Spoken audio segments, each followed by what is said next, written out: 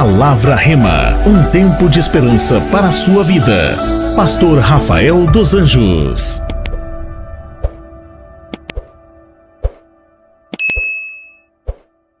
João 6:10, o Evangelho de João, capítulo 6:10. Nós estamos na nossa quinta profética. Hoje o culto é um pouco diferente, porque hoje é o culto de ceia, que acontece uma vez por mês, na quinta, sempre na segunda quinta do mês. Nós temos a oportunidade de renovar a nossa aliança com Deus, através dos elementos que representam o corpo de Cristo e também o sangue do Senhor Jesus, o pão e o suco da vide. Abra sua Bíblia, por favor, João 6:10, o tema da minha mensagem hoje é instruções práticas para uma vida vitoriosa. 3 pessoas creram, mas eu vou pregar para todo mundo hoje aqui. Instruções práticas para uma vida vitoriosa.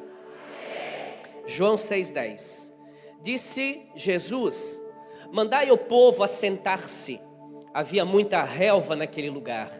E assentaram-se os homens em número de quase 5.000, diga 5.000. 5.000 homens. Diga 5.000 homens. 5.000 homens. E aí havia as mulheres e haviam também as crianças, que tem adolescente que come mais que o pai. Então, até me perdi aqui. Então Jesus, o que ele fez? Ele tomou os pães e deu graças, repartiu-os com os que estavam assentados e fez o mesmo com os peixes. Quando estavam saciados, quantos homens? Saciados. Significa o quê? Que comeram bem. Quantos homens? Fora as mulheres e as... Quando todos, a Bíblia não diz quando os homens, quando todos. Quando todos estavam saciados, ele disse aos discípulos: agora recolham os pedaços que sobraram, para que nada se perca. Espera aí. Todos comeram, todos se saciaram, e ele olha para os seus discípulos e diz: agora recolham tudo que sobrou. Quanto que sobrou? O texto diz: encheram 12 cestos de pedaços dos 5 pães de cevada que sobraram aos que haviam comido. Essa é a história da multiplicação dos pães e dos peixes, que é muito conhecida por todos nós que somos cristãos. Você vai ler essa história nos 4 evangelhos. João, quando você lê João, você vai ver que ele vai omitir alguns detalhes ambientais. Todavia, algumas coisas que não são mencionadas nos outros evangelhos, que ele faz questão de falar aqui, inclusive de relatos pessoais. E aqui nesse texto nós podemos extrair dessa passagem algumas instruções incríveis. Nós podemos extrair instruções que vão gerar mudanças na tua vida para muito melhor. Eu quero dizer que nessa igreja não é proibido dar glória a Deus. A sua vida vai ficar muito melhor a partir dessa noite. Instruções que vão gerar mudanças. Por quê? Porque essa é a função do evangelho, é gerar mudanças. Se eu não mudo de vida conhecendo o evangelho, a palavra, ou o evangelho não é o evangelho de Cristo, ou então eu não sou cristão. Porque no momento em que eu entreguei minha vida para Jesus, eu mudo de vida. Porque a ideia do evangelho é essa. Não é somente eu vir à igreja, ouvir uma mensagem, conhecer quem foi Abraão, Isaac e Jacó, mas isso não altera a minha vida, isso não é aplicável na minha vida, não. A palavra de Deus, ela é poderosa para trazer impacto na nossa realidade, nós querermos mudar a situação de vida que estamos vivendo. Este é o propósito do evangelho, mudar de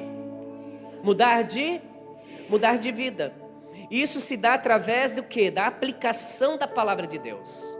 Nós recebemos uma instrução, nós recebemos uma palavra. O tamanho da nossa igreja, eu precisaria hoje de pelo menos uns 10 pastores trabalhando em tempo integral para poder aconselhar todo mundo. Mas isso não acontece, sabe por quê? Porque eu louvo a Deus por essa igreja. Porque se cada culto que você vem, você ouve essa palavra e você sai daqui para aplicar essa palavra, como você recebe aqui mastigadinho, atualizadíssima, pode ter certeza, a tua vida é outra. Há uma mudança de mentalidade, há uma mudança de vida para você. E esse texto aqui, ele é maravilhoso. Eu separei aqui algumas aplicações, 4 na verdade. São só 4, pastor Rafael? Não, são 40 mais ou menos. Mas eu vou falar de 4 muito importantes, até por causa do tempo, que não permite falar mais. A primeira instrução é uma pergunta. Versículo 2, a Bíblia diz: grande multidão o seguia. Por quê? Porque tinham visto sinais miraculosos que ele operava na cura dos enfermos. A primeira pergunta que eu faço a você essa noite é essa: qual é a sua motivação em seguir Jesus? Por que você segue Jesus? O texto que nós lemos é claro. Diz que grande multidão o seguia porque tinham visto milagres. E por causa dos milagres, eles passaram a seguir Jesus. Ou seja, uma boa parte desse povo, e talvez todo esse povo, só mesmo. Porque alguém que segue Jesus só por milagre é minimizado.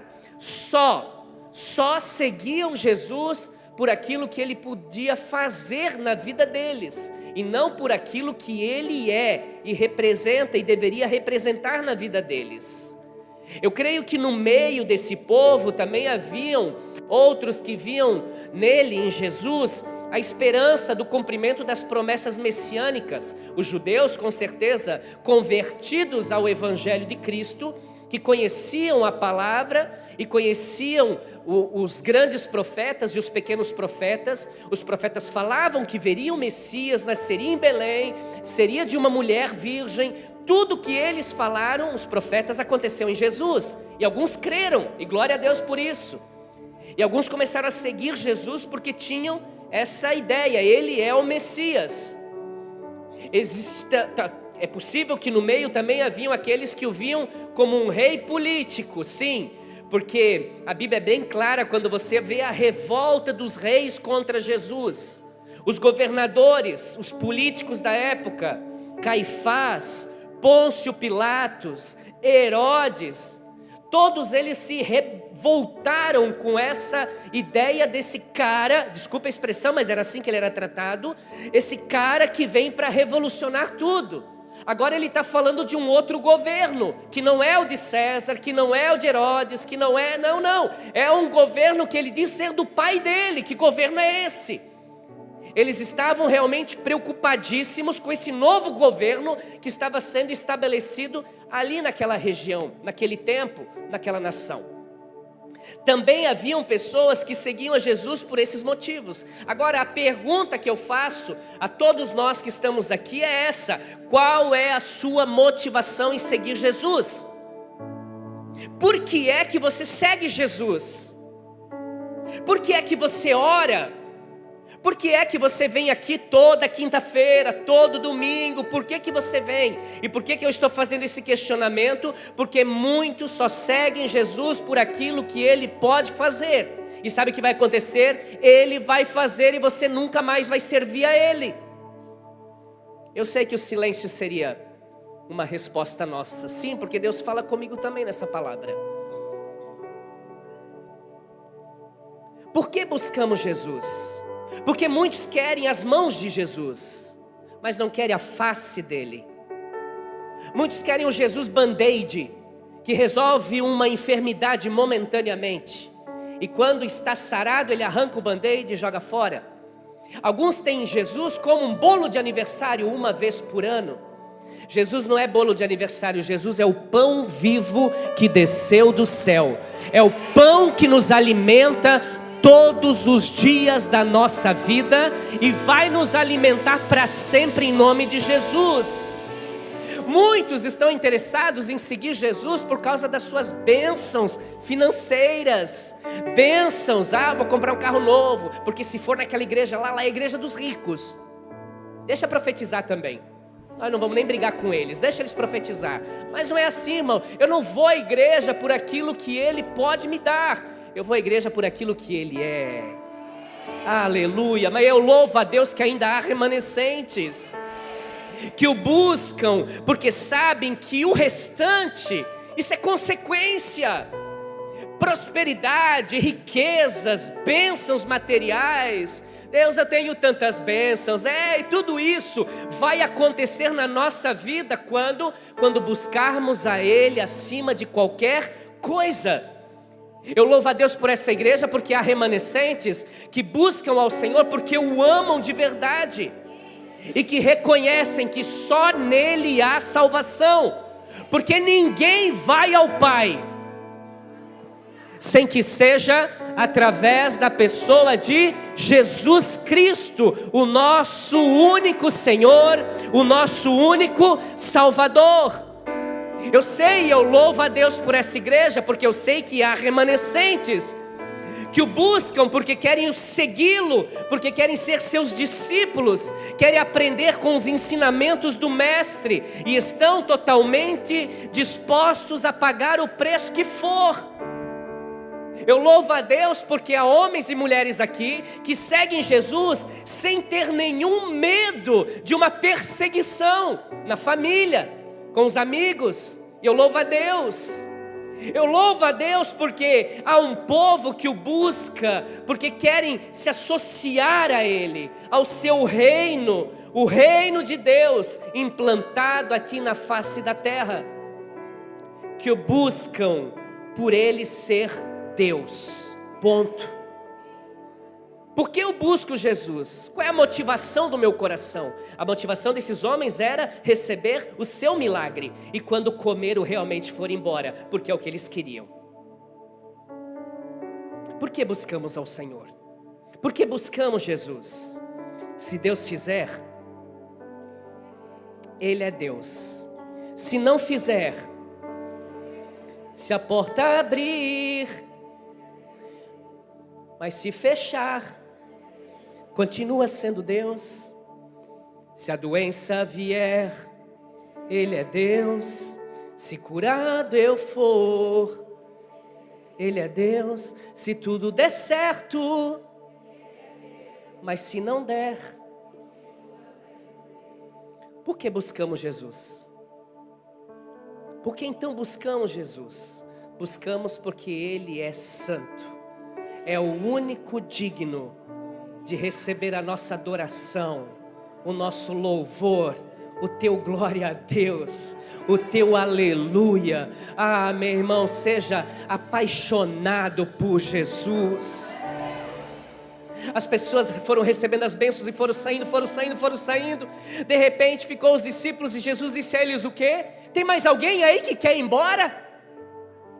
O Pedro se levanta na hora, olha para Jesus, nos olhos de Jesus e diz: Senhor, para quem iremos? Não é para onde iremos, é para quem iremos, se só tu tens as palavras de vida eterna. O que esse povo teve foi momentâneo, mas o que nós temos é eterno, é para sempre, não vai acabar aqui nessa terra, irmão, vai ter uma eternidade nos esperando, e nós amamos a Deus aqui porque vamos continuar amando Ele, aonde Ele já está nos aguardando, e em breve Ele virá, e não há, aí eu vou falar, irmão, pode macetar o apocalipse, pode fazer o que quiser, pode pensar que faz alguma coisa. Deus falou, não há anjo no céu, não há homem na terra, não há demônio no inferno que vai impedir a volta do nosso Senhor e Salvador Jesus. Ame-o, ame-o de verdade. Por que seguimos Jesus? Qual é a motivação do nosso coração? Ele é poderoso, Ele é lindo, Ele é maravilhoso, Ele é cheiroso, é bom estar com Ele, eu nunca quero me afastar da sua presença. Nós não viemos a este lugar para alcançar os milagres, nós viemos para buscar o Deus dos milagres. E como consequência essas coisas acontecem, aleluia. E eu estou aqui para dizer que tem milagre de Deus para a tua vida. Mas busca Ele em primeiro lugar. Seja apaixonado. Ei, quando você fala dele, o teu olho brilha, você se emociona. As pessoas olhavam para Pedro e diziam: da onde ele aprendeu essas coisas? Quando ele fala, isso nos impacta. Sim, porque Pedro era apaixonado pelo seu Senhor. Nós somos apaixonados. Aleluia. Será que tem alguém apaixonado aqui por Jesus? Não busque-o por aquilo que Ele pode fazer na tua vida. Busque-o por quem Ele é na tua vida. Diga glória a Deus. A primeira instrução é essa. Por que buscamos Jesus? Buscamos porque o amamos. Buscamos porque Ele é santo. Buscamos porque Ele é a nossa maior referência. Buscamos porque queremos estar com Ele. Queremos ter relacionamento com Ele. A religião, ei, olha aqui, a religião impediu nós de ter relacionamento com Jesus. A religião nos engessou e nos colocou dentro de um quadradinho, dizendo assim, ó, oração é assim, tem que orar assim, tudo decoradinho. A nossa cabeça pensando na novela da Globo, meu irmão, ao invés de pensar no Cristo que nós estávamos orando naquele momento, nós ligávamos um botão automático e a nossa oração sai da boca, mas não sai mais do coração. Jesus disse: esse povo honra-me com seus lábios, mas o seu coração está distante de mim. Isso a religião fez com a gente, ela nos engessou. E por que Deus está se mobilizando nesse tempo? Por que há um avivamento acontecendo? É inevitável, irmãos, o que está acontecendo no mundo é a última ceifa, é a última rede que Jesus está passando sobre a terra, de homens e mulheres apaixonados, que serão arrebatados naquele dia, em nome de Jesus, e que vão morar para sempre com o Senhor.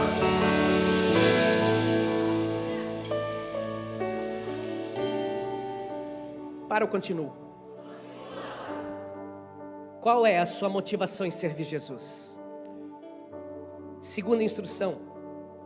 Jesus, erguendo os olhos, versículo 5, e vendo uma grande multidão que se aproximava, disse a Filipe: onde compraremos pão para toda essa gente comer? E ele perguntava isso somente para o experimentar. Diga experimentar. Vai, melhor, e diga experimentar. Pois ele já sabia o que ia fazer. Porque ele já sabia o que ia. Deus já sabe o que vai fazer na tua vida. Respondeu Filipe: 200 denários de pão não bastariam para que cada um deles recebesse pelo menos um pedaço de pão. A primeira instrução para nós é uma reflexão, é uma pergunta. A segunda instrução para viver uma vida vitoriosa é entender que Jesus vai te experimentar. Ninguém diz amém? Jesus vai te experimentar. Sempre Jesus vai permitir situações para te experimentar, para te provar. O texto é claro, ele diz que Jesus estava experimentando Filipe. Jesus estava provando Filipe. Jesus queria avaliar a qualidade da fé do Filipe. Jesus queria ver se a fé do Filipe seria aprovada. E da mesma forma, Jesus permite situações na minha e na tua vida, mesmo sabendo exatamente o que Ele vai fazer, mas Ele permite para observar como é a nossa reação. Versículo 6, parte B, nós lemos: perguntou isso somente para o experimentar. Então Deus permite que nós sejamos experimentados para quê, pastor? Para avaliar a qualidade da sua fé, para ver como você vai reagir, para ver como você vai se posicionar, para ver se a sua fé vai ser aprovada, para ver se você entendeu a teoria. Quantos professores nós temos aqui? Deixa eu ver. A Prof. Daia. Quem mais? A Prof. Mirna. Quem mais? Prof, vamos lá, levantamos. Amém. Amém. Ó, quantas professoras. Amém. Professores também. Amém. Deus abençoe. Cadê os professores? Vai. Amém. Amém. Amém. Olha quanta... Meu Deus, vamos abrir uma escola nessa igreja, hein? Diga amém, igreja. Você já pensou nós ter uma escola na igreja? com princípios. Vamos orar. Olha aqui para mim. Professores, eles ficam, meu irmão, o mês inteiro ensinando os alunos. E aí eles dizem o seguinte: quarta-feira que vem, prova sobre essa matéria. O que acontece? A garotada estuda igual uns malucos.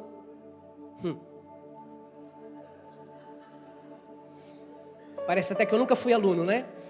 Olha aqui para mim. Chega no dia da prova, a garotada sentada com aquela folha em cima da mesa vai preencher, da sua carteira vai preencher a prova. Onde está o prof? No mesmo lugar de sempre. Só que como está o prof agora? Caladinho. Aí o aluno diz: prof, essa quarta aqui, essa quarta questão. Só para ver se vocês estão prestando atenção, tá? Essa quarta questão, prof, eu não entendi, será que a senhora pode explicar? Ela talvez vai ler, mas enfim. Normalmente o professor fica calado quando o teste é aplicado. Ei, você quer que eu desenhe? Por que é que Deus fica calado nos testes que nós passamos na vida? Precisa desenhar? Não. Claro que não. Então a gente vem num culto como esse, recebe a instrução, temos que buscar Jesus por aquilo que Ele é, não por aquilo que Ele pode dar. Eu preciso acreditar que Ele me prova, Ele me testa. Aí vem o teste, vem a prova, meu irmão. Ai, porque agora parece que Deus não existe. Não, só pode. Se existisse, eu não estaria vivendo o que eu estou vivendo. É por Ele existir que você está vivendo o que está vivendo. Porque se Ele não existisse, você já estava largado no cemitério da sua cidade. É porque Ele tem um propósito na tua vida. Então entenda isso, Ele vai nos experimentar. A pergunta aqui é: nos dias em que Deus te experimenta, como você reage? Agora tá, é aqui que eu vou mostrar para Deus, é aqui que eu vou provar para Deus que eu aprendi a lição. E se no dia, olhem para mim, se no dia da minha luta, no dia da minha prova, no dia que Deus está me experimentando, eu coloco os meus olhos apenas nas circunstâncias, eu coloco os meus olhos nas impossibilidades, como fez Felipe, porque quando Jesus disse: vamos dar pão para esse povo comer, o Felipe disse: mas nem que nós tivesse 200 bitcoin aí, nós não ia dar jeito de alimentar esse povo todo. Meu Deus, 5.000 homens, fora as mulheres. E a garotada que se passar manteiga no fogão, ela come até o fogão. Meu Deus, como nós vamos dar comida para esse povo todo? Como que nós vamos fazer isso?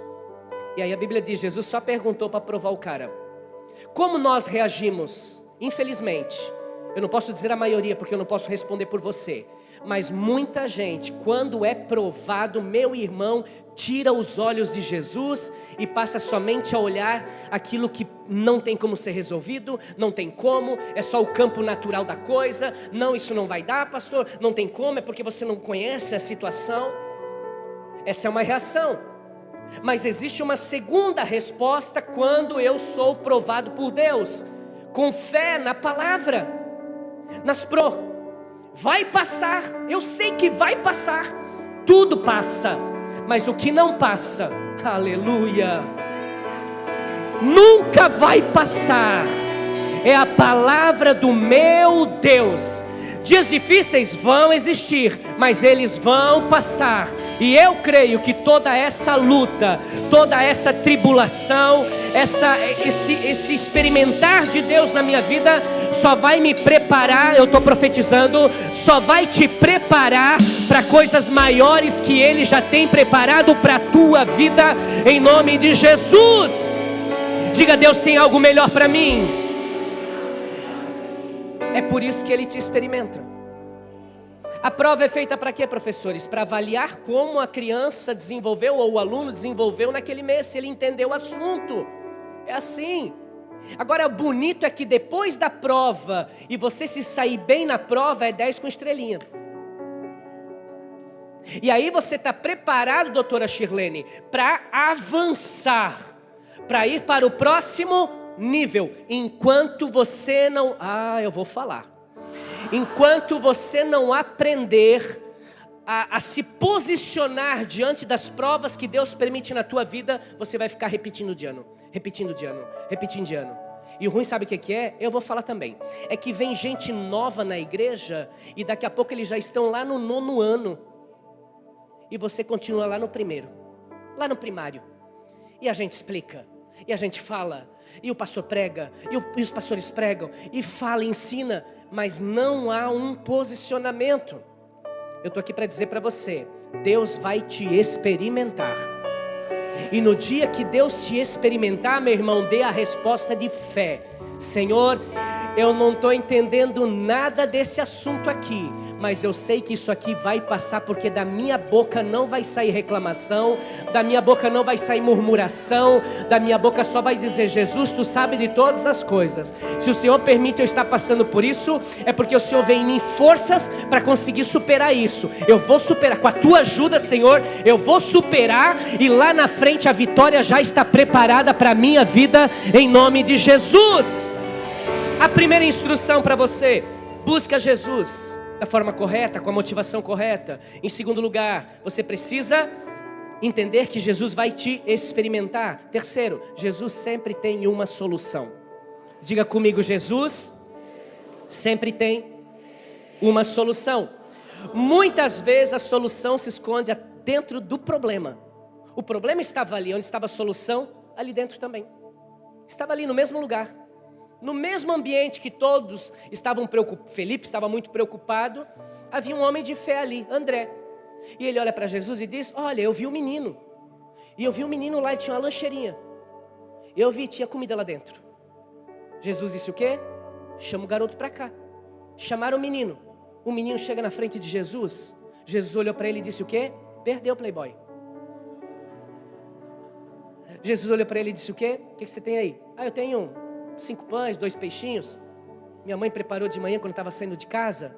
E ela disse assim: come isso, meu filho, você precisa comer o lanche da escola. Então daqui para mim. O menino entrega nas mãos de Jesus. E a Bíblia diz que Jesus começa a distribuir. Meu Deus do céu, meu irmão, Jesus sempre tem uma solução. Sempre tem uma solução. Sempre tem uma luz no final do túnel. Diga glória a Deus. Há grandes vitórias escondidas em coisas pequenas. Vou repetir: há grandes vitórias escondidas em coisas pequenas. Essa é a terceira instrução. E a quarta e última: Jesus sempre multiplica. Deus pode multiplicar o pouco, desde que você esteja disposto a colocar nas mãos dele. O problema, sabe o que é? Eu vou falar para você. O problema é que nós não entregamos algumas áreas da nossa vida nas mãos de Deus. Deus nunca vai te pedir algo que você não possa dar. Nunca, esqueça isso. Você pode não querer dar, mas Ele sempre vai te pedir algo que você tem condições de dar. Agora guarde isso: Ele nunca vai pedir algo de você sem que Ele tenha a intenção de te devolver multiplicado. Ele pediu para Pedro: Pedro, me dá o seu barco. Pedro deu o barco para Jesus. Jesus pregou, uma multidão ouviu o evangelho. Depois Jesus disse para ele: agora pega o teu barco de volta. Pedro estava lavando as redes, desistindo de pescar. Jesus disse: me dá o teu barco, pode ir, vai, sobe. Pedro foi junto, afastou um pouco da praia, e ali Jesus usou o barco como um púlpito, como um altar, um púlpito. E ali ele pregou. Agora Jesus devolve o barco para Pedro. Tá aí, Pedro, tá de volta o barco. É teu de volta. Vai lá e pesca de novo. Não, Jesus, ontem você viu, estava lá lavando as redes, não peguei nada. Pedro, tu esqueceu que agora tu entregou tudo que tu tinha, um barco, nas minhas mãos. Agora vai e pesca de novo. O que aconteceu? A pesca milagrosa. O menino tinha 5 pães e 2 peixinhos. Ele podia olhar para Jesus e dizer assim: Jesus, eu não tenho insanidade mental, e eu estou vendo que aqui tem muita gente. Quem é que vai comer 5 pães? Eu como sozinho isso aí, Jesus. Jesus, a Bíblia diz que ele pega e começa, chama os discípulos: venham aqui, e ele dá graças a Deus, e ele começa a distribuir. Pega aqui um pãozinho, leva lá, outro pãozinho, outro pãozinho, outro pãozinho, outro pãozinho. Meu irmão, o menino começou a contar: 1, 2, 3, 4, 5, 6. Opa, peraí, eu dei 5. E não parou. 7, 8, 9, 10. E foi, e não acabava. Daqui a pouco, o peixinho, a piavinha. O peixinho. tilápia. Sim, era tilápia. Ele pega o peixe e dá na mão do menino, e um e outro. Meu irmão, aquele piá ia comer 5 pães e 2 peixinhos. Ele ia comer só aquilo. Quando ele viu o que estava acontecendo, ele disse: oh glória, é hoje. Minha dieta foi para o espaço. Eu vou com tudo para cima desse pão com peixe hoje. O menino comeu, o irmão do menino comeu, se ele estava lá. A mãe do menino comeu, o avô da menina comeu, todo mundo comeu. Aquela multidão, 5.000 pessoas comeram, os homens comeram, a adolescência toda, oh glória, aleluia. Comeram. Quando todo mundo estava, nossa, hoje, Jesus, hoje passei da conta. Aí Jesus diz: agora recolhe o que sobrou. E a Bíblia diz que ele recolheu 12 cestos cheios. Entenda isso.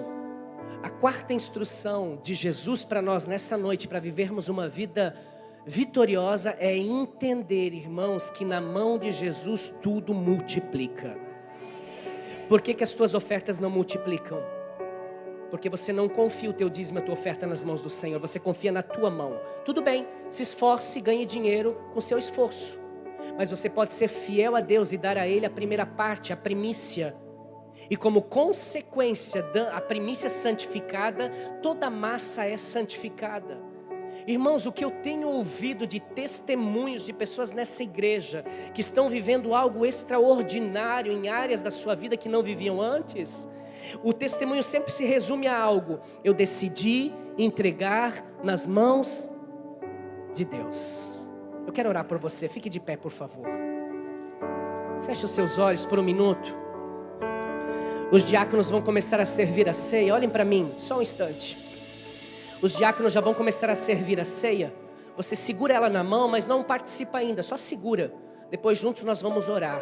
Pastor, o que eu tenho que fazer para participar da ceia? Você precisa crer que aquilo que nós vamos fazer agora nos remete a Cristo, por aquilo que Cristo fez por nós na cruz do Calvário. De que forma eu vou participar da ceia? Não é de qualquer forma. Eu preciso nesse momento fechar os meus olhos, se preciso for, olhar para dentro do meu coração, pedir perdão a Deus, confessar os meus pecados, e em seguida sim, todos nós vamos participar da ceia. Feche os seus olhos por um instante.